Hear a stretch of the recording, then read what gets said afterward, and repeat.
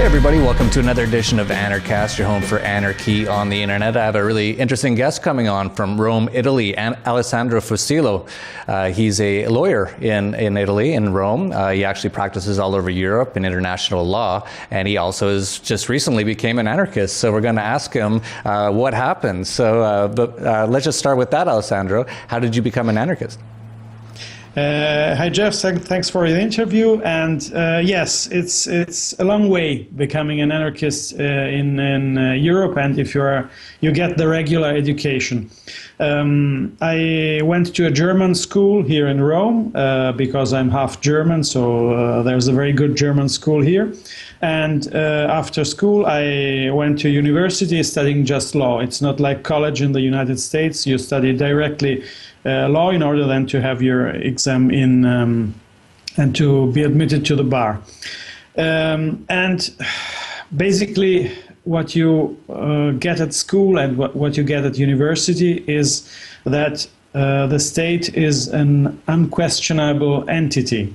What is most interesting, especially for law students, is that the tradition of natural law and especially the philosophy of Britain in the 17th century. I'm thinking about John Locke, and then the philosophy behind the American Revolution is a topic that is not so clean. You shouldn't ask strange questions. As far the issue is if law is actually just, if law is consistent with principles of justice. This does not enter your curriculum of studies as a law student. Instead, the basic attitude is what we call positivism. That means the only law that has a sense and that has to be studied is the existing law, the positive law. That's the meaning of positive law, the law that has been established by someone, and this someone is the state, of course. And a lawyer, a scholar in law, is not supposed to question this. So he may be a technician. He may be a very fine technician. He knows all possible laws. He knows all subtleties of the law, but that's it.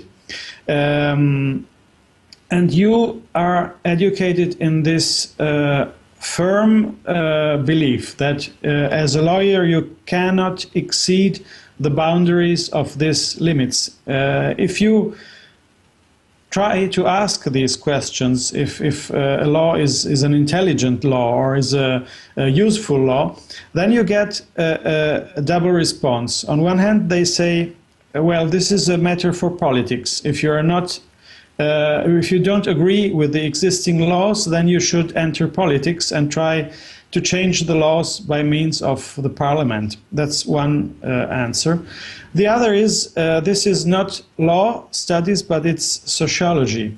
And so if you are interested in analyzing if the laws, how the laws affect people and if they are consistent with your views regarding society and so on, this is nothing for lawyers to be interested in, but sociologists should deal with these issues.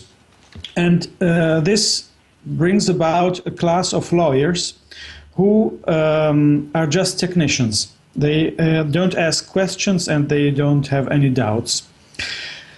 And I was one of them, of course. I came out of law school. I made my exams for the admission at the bar here in Rome and then in other countries and so on. And I was pretty successful as a lawyer, and I still am.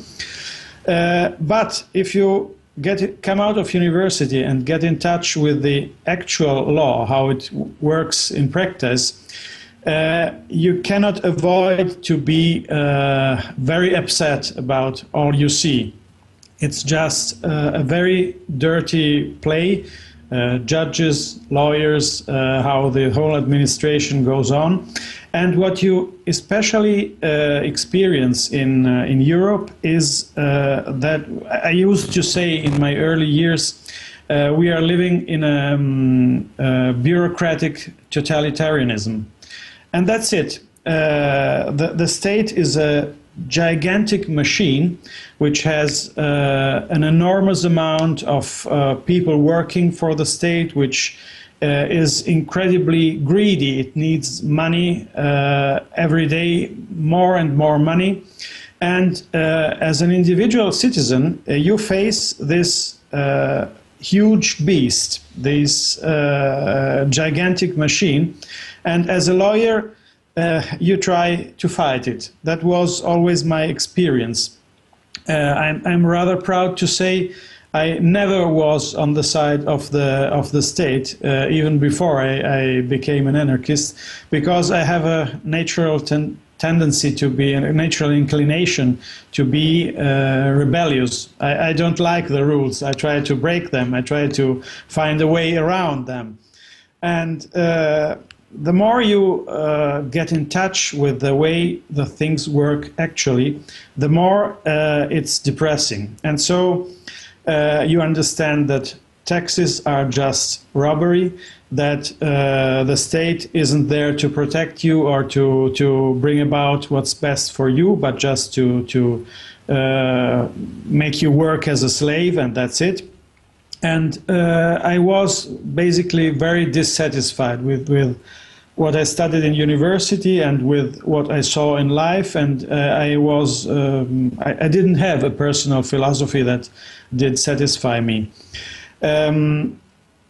I stumbled upon the anarcho-capitalism and upon the libertarian philosophy after the big crisis in 2008, because I started to read a lot about economy.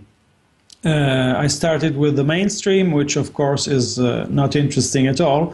But if you research on internet, then it's easy to to get in touch with the von Mises Institute, with Lou Rockwell. I am a very greedy reader. Whatever I find, I read. I'm very fast, and I started buying books. The first one I read is the Road to Serfdom by von Hayek. That gave me a first paradigm shift, and from von Hayek I started reading Murray Rothbard, and I think and Lysander Spooner, and if you once read one of these books, then it's done. There's no way back. You especially if you start reading Murray Rothbard, it's you cannot be convinced of libertarian philosophy. And that was my experience. So I started reading, I think it was around 2010, so 5 years ago.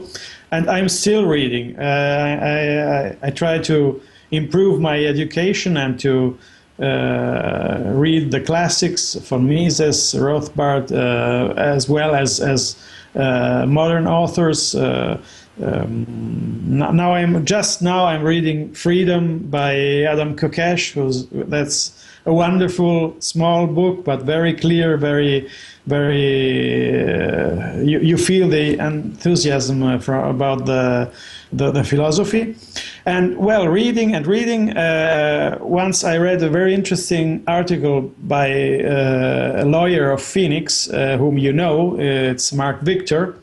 It was a very interesting article about the mission of the defense attorney, who is a fighter for the freedom, even if all the people around just say, no, that's the bad guy who has to go to jail or has to be condemned. But the defense attorney is the one who stands up and tries to defend the rights of the accused persons. I liked the article very much, so I simply sent him an email.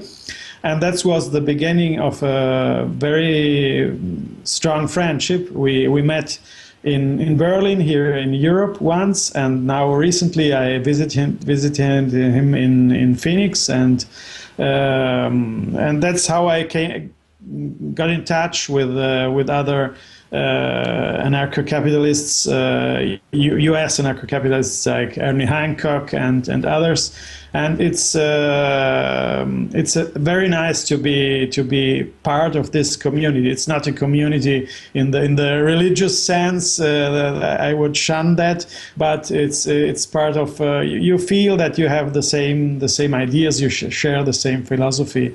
And that's in a nutshell my story as a libertarian. That's great. I'm glad to have you on board. Of course, you mentioned so many great names, Mises, Hayek, Rothbard, Spooner. Those four are definitely greats. And then, of course, you mentioned some of the newer ones, like Adam Kokesh in his book Freedom. You mentioned Ernie Hancock. Mark Victor's great. Actually, all three of those, Adam Kokesh, Ernie Hancock, and Mark Victor, are going to be at Anarchapulco, and so are you. You've agreed to come and speak at Anarchapulco, so that's going to be great. For people who don't know about it, it's February 19th to 21st in Acapulco, Mexico. Going to be a great worldwide audience of anarcho-capitalists coming here to talk about all manner of things. So I'm interested, Alessandro, because you're from Italy. I don't think I've ever had someone on from Italy before. What is the take in Italy about libertarianism? I know that, what was it, Venice recently tried to secede? Yes, as usual, the anarcho-capitalist community in Italy is very, very small. It's much smaller than in the United States.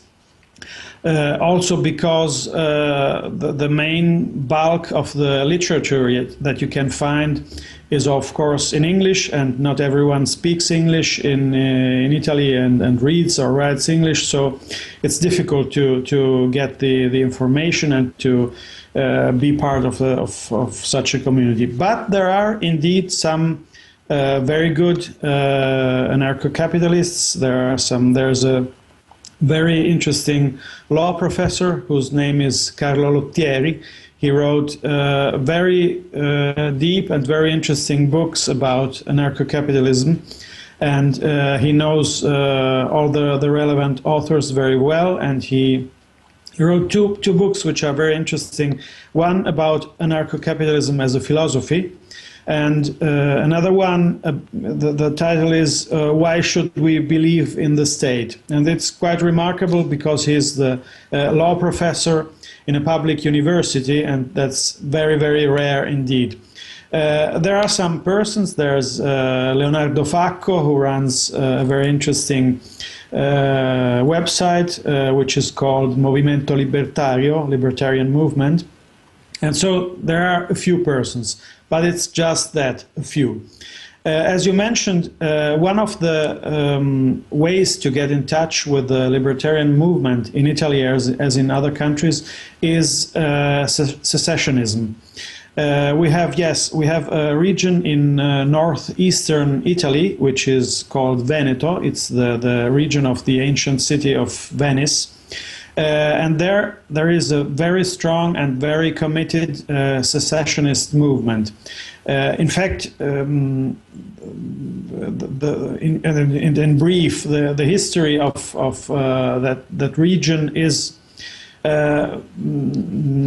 scarcely connected with Italy. That region was part of the Austrian Empire in the 19th century, and as a result of the independence wars of Italy and of the defeat of the Austrians, Veneto was annexed to Italy. This wasn't so much a decision by the population. There, of course, they held some plebiscites, some elections, but these elections were mostly rigged and falsified, and most people didn't even understand what they were voting for or against. And that's how, more or less, Veneto came connected to Italy, according to the ancient doctrine of Mazzini, of our political philosopher of the 19th century, that each linguistic community should be a nation and a state. That's the idea of the 19th century, and that's it for Veneto too. Broadly speaking, all those who speak Italian should be part of Italy, and Italy should be a state. That's the idea behind the unification of Italy. In fact, they are very different, because Venice was an independent country for more than 1,000 years. It was one of the most powerful sea powers of the Mediterranean in the Middle Ages, and they have very different traditions, and they don't fit in Italy, actually. And they want to break free. They want to get away. Maybe they are not so famous as the Catalonians in Spain, but they made very strong assertions. There is a law by the local state parliament that decided to bring about a procedure for the independence. In fact, the independence was declared last year. There was even an internet referendum in order to ask the people to vote, and the internet referendum was, in fact, very in favor of independence.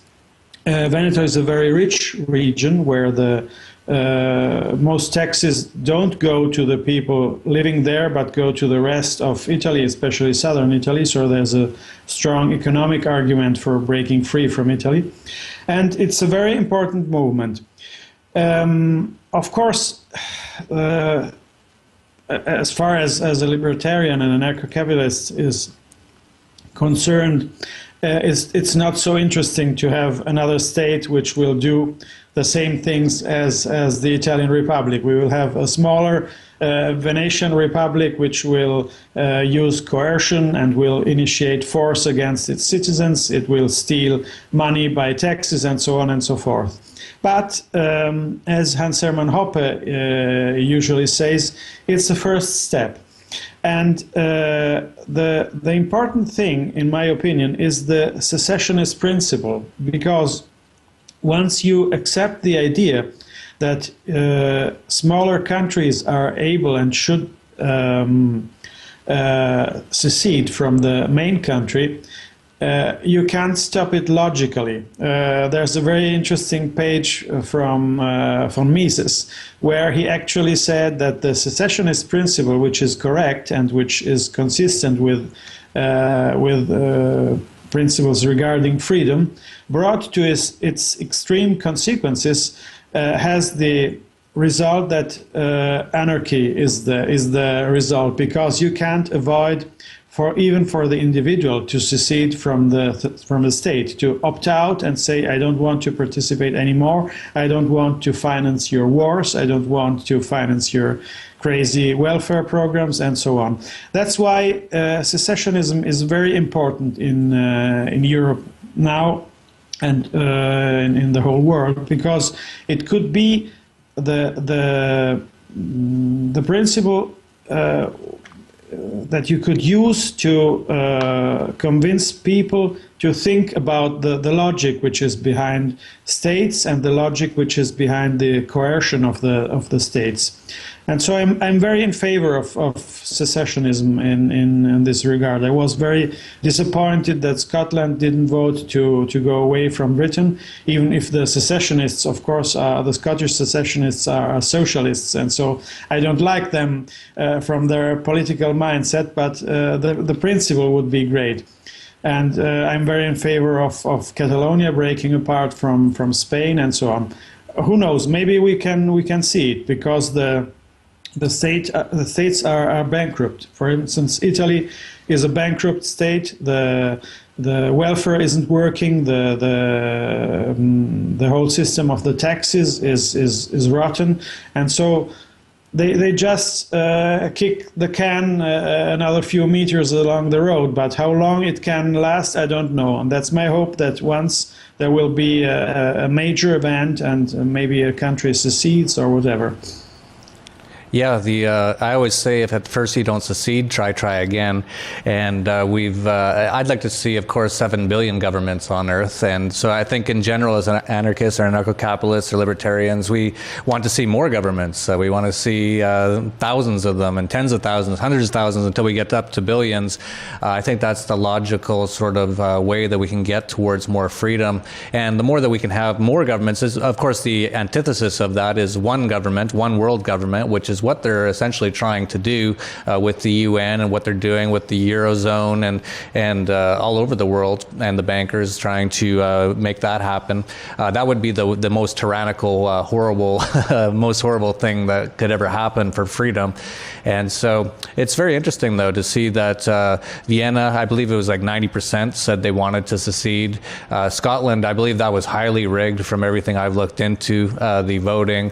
And then you pointed out Catalonia has been going on for a long time, but none of them have had any major success yet in actually seceding.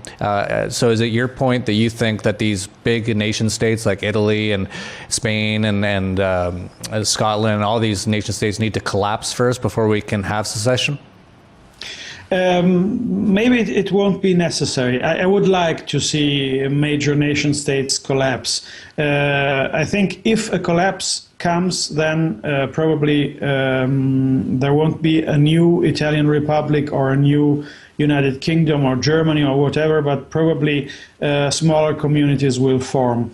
But as I was saying, even if one small community succeeds to secede from the bigger country, and it could be wherever, in Spain, in Italy, or in Scotland, or whatever, this could be the first step to something bigger. What's interesting in our time, I think, is that there are different forces that work together, and that more or less are very strong each other, and they set off one another. So there is a huge movement in the direction that you were mentioning of supranational entities, the European Union, the United Nations, and other similar aggregation of states. And this the dream is the world government, or the banker, like Lord Keynes was thinking about one currency, one world government, and so on. On the other side, there are equally strong movements, even if they don't get so much attention on the media, that want to bring about secession, that want to bring about individual freedom, and there are both forces working together, and who knows who's going to win? Of course, I hope that we will win eventually. Maybe we won't see it in our lifetime, but I think it's worth fighting for it at least. We will be fighting for the freedom and not to be slaves. That would be great in any way. Yeah, absolutely. And that's definitely what's going on. This is definitely, we're going to see a lot happen in the next few years, few decades. You pointed out how the nation states, most of them are bankrupt, including Italy. Let me ask you about Italy in particular. How is the economy there right now? The economy is going bad, very bad indeed. If you read the newspapers, especially Italian newspapers, but I think the few information about Italy aren't that different. If you're reading the newspapers, we are recovering, and there are more. There's more employment, and the government is doing very fine work, and the European Central Bank is doing a wonderful work, printing euros in order to drive the economy. But that's of course complete nonsense. If you live in Italy, and if you see what happens from day to day, you see that the economy is going from bad to worse. There are no jobs. There is no money. The huge amount of money that was printed by the European Central Bank went to the Italian banks. that made a very brilliant operation. They bought with this money the IOUs of the Italian government, and that's it. So the system is feeding itself. The European Central Bank prints money, gives it to the commercial banks, and the commercial banks buy the debt of the states, and that's it. What they are saying, yes, but now we will give money to the regular guy. We will give money to the entrepreneurs, so they can start consuming again, and they can start hiring people. It's all lies, and it's not true. What's interesting is what you see on television or what you read on newspapers. It's another world. It's a fairy tale, and but then you speak with the people, and they are all very upset. They are convinced that government is a bunch of robbers and of thieves, and that the banks are thieves too. And but this is, I think, in a way, it gives me hope, because people are understanding what's going on, what's happening to our country and to the rest of Europe, and they are gaining consciousness of what's happening, and they are gaining consciousness of the fact that the fairy tales that they are telling us in the newspapers and on television, it's just that, it's not true. And this is very important. Whenever I have the occasion to speak to people, I try to make them think what's all about.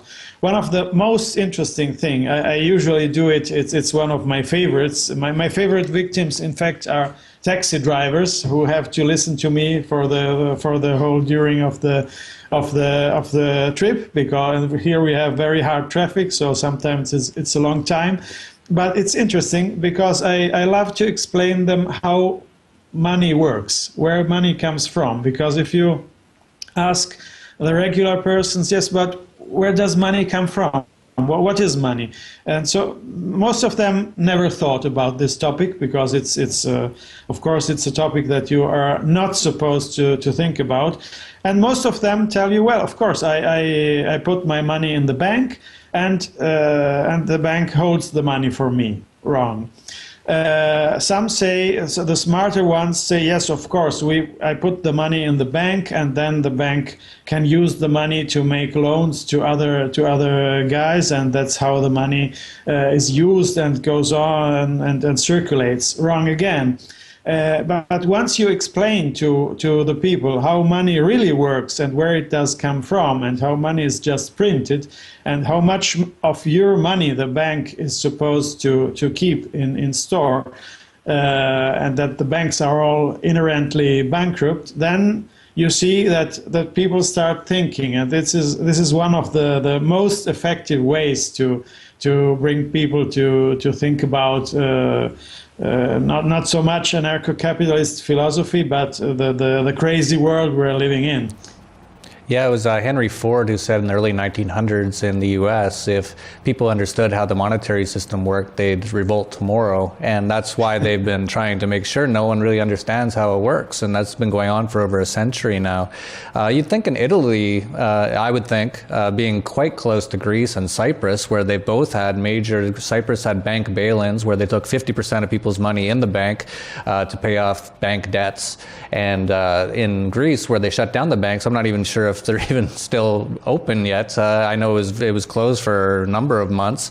Have people in Italy not realized that might be coming to Italy soon? Yes, people are realizing that the risk is serious. And by the way, in Greece, meanwhile, they opened again the banks, but the people already know that this can come about.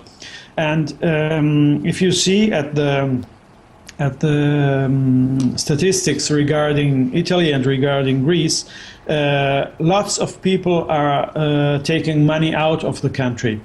There is a huge movement towards Switzerland still, although since starting from 2018, Switzerland is supposed to share the information regarding the bank accounts with the European community.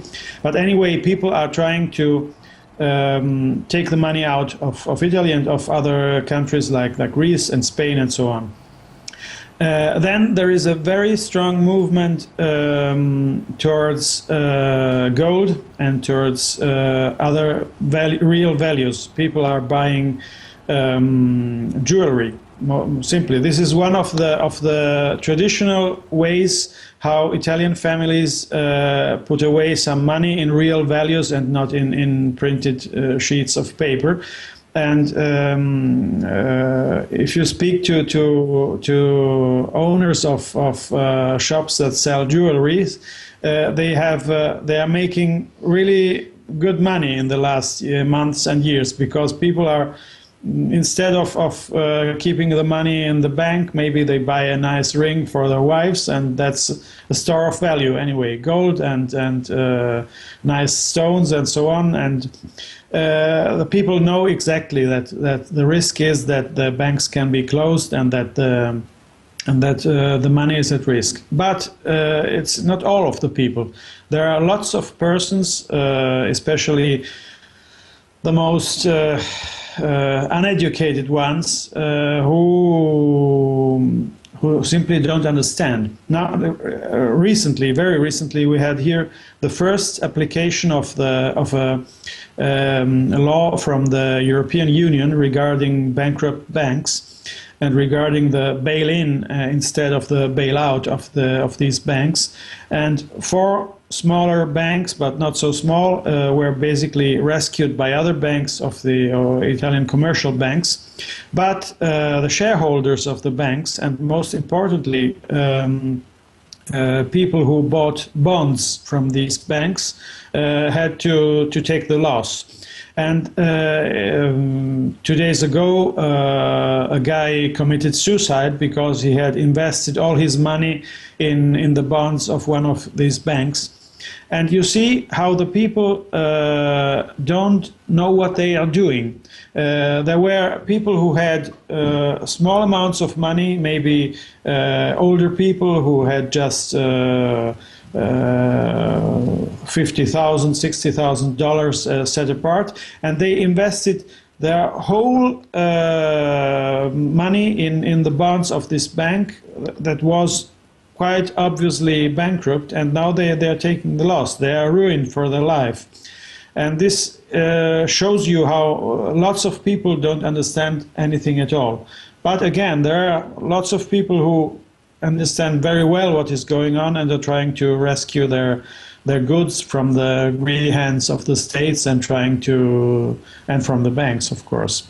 Yeah, almost everything you say about Italy is very similar to the U.S. The U.S. is bankrupt. They're financing themselves by just printing their money and financing their own debts right now. The banks are so highly leveraged, they're essentially insolvent. So this is happening all over the place. People don't even really know where to run at this point. Well, we should sort of finish up here. Why don't you let people know anything else you want to talk about as well? We should let people know you will be at Anarchapulco coming up, and so I'll be seeing you in a couple months. But let people know anything else you want to finish up with. Well, what I think our mission should be, and what I'd like to do is, first of all, to spread the anarcho-capitalist philosophy and the libertarian mindset. And I'm trying to take my time in order to start writing something. I started writing some articles. I'd like to write maybe 1 or more books in order to try to make some work to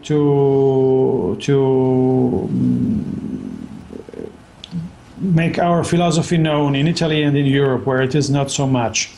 And then what I would say our mission should be is first individual rebellion. try to circumvent and cheat on the laws of whatever nation state is possible whenever you can. I think this is... And this is coming from a lawyer. Yeah, this is my mission as a lawyer. Whenever I can, I try to find a way around the laws. And this is... You're the kind of lawyer is where I like. we Italians are very good at, Good. I must say. We lawyers especially, we are not so... not like in most countries where the lawyers just stick with the rules and so on. We try to solve the problem for the client and to go around the rules. And this is very important. And then it is important that you try to use any loophole which is possible as far as taxes are concerned, and to starve the beast. This is very important. If each and any person would stop paying taxes right now, all nation states would have maybe a couple of weeks, but maybe even less, and that would be it. And so this is very important. Individual rebellion. Then secession, we already spoke about it. I would like to do something to help secessionist movements, to say something in favor of them. And then everything that is in favor of individual freedom. Freedom to use drugs, for example, to use your body as you want to. Freedom to have arms in order to have the possibility of defending yourself and to assert your right to self-ownership. This should be the topics which all anarcho-capitalists and libertarians should be involved with, and this is what I try to do in order to maybe help the movement, and maybe, who knows, maybe we can see something interesting in our lives, or maybe not. Then our grandchildren will say, well, they had the right ideas once upon a time in 2015. Absolutely. One idea for you is last year at Anarchapulco we had Jorge Trucco, who lives in Argentina, and he translated the book The Market for Liberty into Spanish, and he got it published throughout Latin America, and it's apparently doing quite well. And so if you don't want to write a whole new book, you might want to look into translating a few of the really great books into Italian. And The Market for Liberty is a great one. Also Freedom by Adam Kokesh. Maybe you can talk to him at Anarchapulco about doing something like Why that. not? Yes. Yeah. Very interesting. Yeah. Yeah. I'm reading Freedom, and I read The Market for Freedom. It's a great book, and so why not? Yeah, Very they're both short. They're both course. short, so it wouldn't take too long either. And they're both excellent books that can really very quickly open people's eyes. So that might be something we talk about in Acapulco. So I'd really like to thank you, Sure. Alessandro, for coming on. For people who You're don't very know, welcome. yeah, thank you. For people who don't know what's going on in Acapulco, we've just announced a whole ton of new things. There's going to be so many things involved on February 17th. So this is before the conference. We're going to have the Anarchapulco Entrepreneur Boot Camp, which is going to be a one-day seminar on becoming an entrepreneur. On February 18th is Luke Radowski's We Are Change Media University Boot Camp, how to start up your own media enterprise, become an independent journalist. On the same day is the Dollar Vigilante Investment and Internationalization Summit, which is talking about a lot of things Alessandro brought up about how to find loopholes and get your money outside of your own nation state and get it outside of the system, essentially. Then, interestingly, after the conference, we're going to have an ayahuasca ceremony. Then on Monday after the conference, there's going to be a rational physics conference. We're also going to have an unschooling and peaceful parenting workshop on that day. And on the same day, we're going to have a direct dating summit, which is sort of like how men can become better at picking up women, which is a problem in the libertarian community. And so all these kind of things at Anarchapulco. So it's going to be a huge week coming up. Really happy that Alessandro is coming all the way from Italy. So check that out at anarchapulco.com. And if you like this video, just like, subscribe, share down below. And that's it for Anarchast, your home for anarchy on the internet. Peace, love, and anarchy.